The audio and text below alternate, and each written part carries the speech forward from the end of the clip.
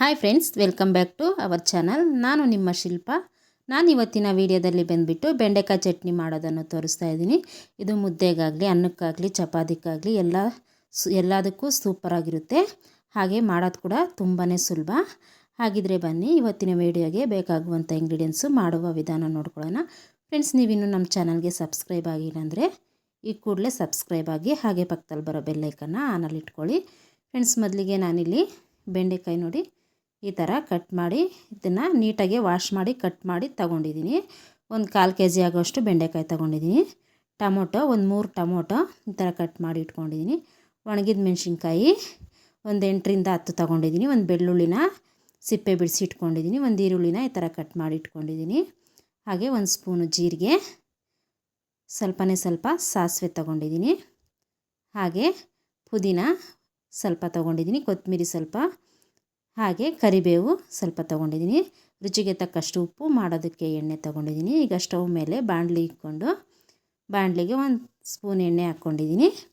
ಈಗ ಅದಕ್ಕೆ ನಾವು ಕಟ್ ಮಾಡಿಟ್ಟಿರುವಂತಹ ಬೆಂಡೆಕಾಯಿ ಹಾಕ್ಕೊಂಡು ಕಲರ್ ಚೇಂಜ್ ಆಗೋವರೆಗೂ ಫ್ರೈ ಮಾಡ್ಕೊಬೇಕು. ಹೈ ಫ್ಲೇಮಲ್ಲಿ ಇಟ್ಕೊಂಡೆ ಫ್ರೈ ಮಾಡ್ಕೊಳ್ಳಿ. ನೋಡಿ, ಈ ಥರ ಫ್ರೈ ಮಾಡಿಕೊಂಡು ಇದನ್ನು ಒಂದು ಪ್ಲೇಟ್ಗೆ ಹಾಕಿ ಸೈಡಲ್ಲಿ ಎತ್ತಿಟ್ಕೊಬೇಕು. ಈಗ ನಾನು ಇದನ್ನು ಒಂದು ಪ್ಲೇಟ್ಗೆ ಹಾಕ್ಕೊತಾ ಇದ್ದೀನಿ. ಈಗ ಅದೇ ಬಾಣಲಿಗೆ ಸ್ವಲ್ಪ ಎಣ್ಣೆ ಹಾಕ್ಬಿಟ್ಟು 1 ಸ್ಪೂನ್ ಆಗೋಷ್ಟು ಅದಕ್ಕೆ ಕಟ್ ಮಾಡಿಟ್ಟಿರುವಂತಹ ಈರುಳ್ಳಿ, ಹಾಗೆ ಸ್ವಲ್ಪ ಬೆಳ್ಳುಳ್ಳಿ, ಒಣಗಿದ ಮೆಣಸಿನ್ಕಾಯಿ. ನೀವು ಒಣಗಿದ ಮೆಣಸಿನ್ಕಾಯಿ ಬದಲಿಗೆ ಹಸಿಮೆಣಸಿನ್ಕಾಯಿ ಕೂಡ ಯೂಸ್ ಮಾಡ್ಕೋಬೋದು. ಎರಡರಲ್ಲಿ ಯಾವುದಾದ್ರೂ ಹಾಕ್ಕೊಂಡು ಮಾಡ್ಕೊಬೋದು. ಈಗ ಇದು ಸ್ವಲ್ಪ ಫ್ರೈ ಆಗಬೇಕು. ಇದು ಸ್ವಲ್ಪ ಫ್ರೈ ಆದ ನಂತರ ಇದಕ್ಕೆ ಜೀರಿಗೆ, ಹಾಗೆ ಟೊಮೊಟೊ, ಕೊತ್ತಂಬರಿ, ಕರಿಬೇವು ಹಾಕ್ಕೊಂಡು ಇದನ್ನು ಪುದೀನನೂ ಹಾಕ್ಕೊಳ್ಳಿ. ಎಲ್ಲನೂ ಹಾಕ್ಕೊಂಡು ಇದು ಸ್ವಲ್ಪ ಕಲರ್ ಚೇಂಜ್ ಆಗೋವರೆಗೂ ಫ್ರೈ ಮಾಡ್ಕೊಬೇಕು. ಟೊಮೊಟೊ ಸಾಫ್ಟ್ ಆಗೋವರೆಗೂ ಫ್ರೈ ಮಾಡ್ಕೊಳ್ಳಿ. ನೋಡಿ, ಈ ಥರ ಫ್ರೈ ಆದ ನಂತರ ಇದನ್ನು ಸ್ಟವ್ ಆಫ್ ಮಾಡಿ ಇಳಿಸ್ಕೊಂಡು ಬಿಡಬೇಕು. ಈಗ ನಾನು ಇಳಿಸ್ಕೊಂಡಿದ್ದೀನಿ. ಈಗ ಪೂರ್ತಿ ತಣ್ಣಗಾಗೋಕ್ಕೆ ಬಿಟ್ಬಿಟ್ಟಿದ್ದೀನಿ. ನೋಡಿ, ತಣ್ಣಗಾಗಿದೆ.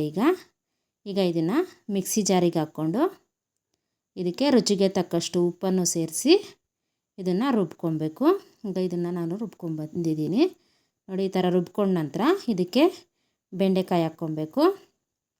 ಫಸ್ಟೇ ಬೆಂಡೆಕಾಯಿ ಹಾಕ್ಕೊಳಕ್ಕೆ ಹೋಗಬೇಡಿ. ಅದು ಸ್ವಲ್ಪ ರುಬ್ಬಿದ ನಂತರ ಬೆಂಡೆಕಾಯಿ ಹಾಕ್ಕೊಂಡು ನೋಡಿ ಈ ಥರ ತರ್ತರಿಯಾಗಿ ರುಬ್ಕೊಬೇಕು. ಬೆಂಡೆಕಾಯಿ ಸ್ವಲ್ಪ ಕಾಣಿಸ್ತಾ ಇರಬೇಕು, ನಮಗೆ ನುಣ್ಣಗೆ ರುಬ್ಕೊಬಾರ್ದು. ನೋಡಿ, ಈ ಥರ ಕಾಣಿಸ್ತಾ ಇದ್ದರೆ ಚೆನ್ನಾಗಿರುತ್ತೆ. ನೋಡಿ, ಈ ಥರ ರುಬ್ಕೊಳ್ಳಿ. ಈಗ ಇದು ಅದೇ ಬಾಣಲಿನ ಸ್ಟವ್ ಮೇಲೆ ಇಟ್ಕೊಂಡು ಸಾಸಿವೆ ಹಾಕ್ಕೊಂಡಿದ್ದೀನಿ.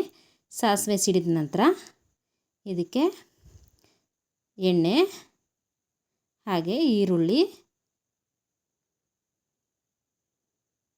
ಕರಿಬೇವು ಹಾಕ್ಕೊಂಡು ಇದು ಸ್ವಲ್ಪ ಫ್ರೈ ಮಾಡ್ಕೊಬೇಕು. ಇದು ಸ್ವಲ್ಪ ಫ್ರೈ ಆದ ನಂತರ ಇದಕ್ಕೆ ಕಟ್ ಮಾಡಿಟ್ಟಿರುವಂತಹ 2 ಒಣಗಿದ ಮೆಣಸಿನ್ಕಾಯಿ ಹಾಕ್ಕೊತಾ ಇದ್ದೀನಿ.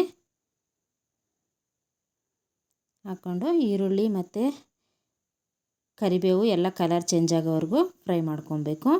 ಇದು ಫ್ರೈ ಆದ ನಂತರ ಇದಕ್ಕೆ ನಾವು ಫಸ್ಟೇ ರೆಡಿ ಮಾಡಿ ಇಟ್ಕೊಂಡಿರುವಂತಹ ಬೆಂಡೆಕಾಯಿ ಚಟ್ನಿನ ಇದಕ್ಕೆ ಹಾಕ್ಕೊಬೇಕು. ಹಾಕ್ಕೊಂಡು ಎಲ್ಲ ಮಿಕ್ಸ್ ಮಾಡಿಕೊಂಡು ಒಂದು 2ರಿಂದ 3 ನಿಮಿಷ ಈ ಥರ ಮಿಕ್ಸ್ ಮಾಡ್ಕೊಳ್ಳಿ. ಈ ಥರ ಮಿಕ್ಸ್ ಮಾಡಿಕೊಂಡು ಆನಂತರ ಇದಕ್ಕೆ ಕಟ್ ಮಾಡಿಟ್ಟಿರೋಂಥ ಈರುಳ್ಳಿ ಹಾಕ್ಕೊತಾ ಇದ್ದೀನಿ. ಈರುಳ್ಳಿ ಈ ಥರ ಹಾಕ್ಕೊಳೋದ್ರಿಂದ ತುಂಬಾ ಚೆನ್ನಾಗಿರುತ್ತೆ. ಊಟ ಮಾಡಬೇಕಾದ್ರೆ ಬಾಯಿಗೆ ಸಿಗ್ತಾಯಿದ್ರೆ ತುಂಬ ಚೆನ್ನಾಗಿರುತ್ತೆ. ಇಷ್ಟ ಇದ್ದರೆ ಹಾಕ್ಕೊಳ್ಳಿ, ಇಲ್ಲಾಂದರೆ ಸ್ಕಿಪ್ ಕೂಡ ಮಾಡ್ಬೋದು. ನೋಡಿದ್ರಲ್ಲ ಫ್ರೆಂಡ್ಸ್, ಇವತ್ತಿನ ವಿಡಿಯೋ ಇಷ್ಟೇ. ನಿಮಗೆಲ್ಲ ಇಷ್ಟ ಆಯಿತು ಅಂತ ಅಂದ್ಕೊಂಡಿದ್ದೀನಿ. ಈ ವಿಡಿಯೋ ಇಷ್ಟ ಆದರೆ ಒಂದು ಲೈಕ್ ಮಾಡಿ, ಹಾಗೆ ನಿಮ್ಮ ಫ್ಯಾಮಿಲಿ ಫ್ರೆಂಡ್ಸ್ಗೆ ಶೇರ್ ಮಾಡಿ, ಹಾಗೆ ನಮ್ಮ ಚಾನಲ್ನ ಸಬ್ಸ್ಕ್ರೈಬ್ ಮಾಡ್ಕೊಳ್ಳಿ. ವಿಡಿಯೋ ನೋಡಿದ್ದಕ್ಕಾಗಿ ಎಲ್ಲರಿಗೂ ಧನ್ಯವಾದಗಳು.